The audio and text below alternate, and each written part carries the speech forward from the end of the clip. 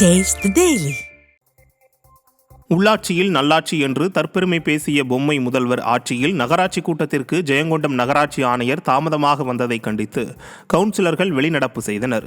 அரியலூர் மாவட்டம் ஜெயங்கொண்டம் நகராட்சி கூட்டத்தில் கமிஷனர் தாமதமாக வந்ததால் நகர்மன்ற அவையில் காத்திருந்த கவுன்சிலர்கள் கூட்டம் துவங்குவதற்கு முன்பே வெளிநடப்பு செய்ததால் பரபரப்பு ஏற்பட்டது.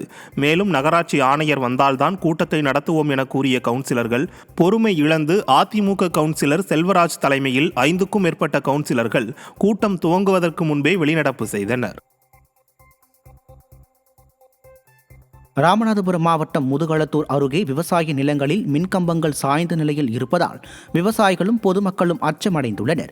முதுகுளத்தூர் அருகே உள்ள சாத்தனூர் கிராமத்தில் உள்ள விவசாய நிலங்களில் சுமார் 20க்கும் மேற்பட்ட மின்கம்பங்கள் சாய்ந்த நிலையில் சேதமடைந்தும் அபாய நிலையில் உள்ளன. இவற்றை சரி செய்து தரக்கோரி பலமுறை புகார் கொடுத்தும் மின்வாரிய அலுவலர்கள் அலட்சியம் செய்வதாக குற்றம் சாட்டும் கிராம மக்கள் விவசாயிகள் மற்றும் பொதுமக்கள் நலனை கருத்தில் கொண்டு மின்கம்பங்களை சரி செய்து தருமாறு விடியா ஸ்டாலின் அரசுக்கு வேண்டுகோள் விடுத்துள்ளனர். போல் மரம் பூரா கிடக்கு, வந்த அதிகாரி எந்த நடவடிக்கையும் எடுக்கலை. எங்களுக்கு நீங்கள் பார்த்து இன்னும் நேரம் இல்லை, உசுருக்கு ஆபத்தாகி நிற்கிறோம். மழை பெஞ்சிச்சுன்னா ரொம்ப விவசாயம் பார்க்குறதுக்கு எங்களுக்கு வேலை இல்லை. எந்த அதிகாரி வந்தாலும் அதை கண்டுக்கிறாங்கல்ல, அதை கேட்கவும் செய்கிறாங்கல்ல, அதை பார்க்கவும் செய்கிறாங்கல்ல.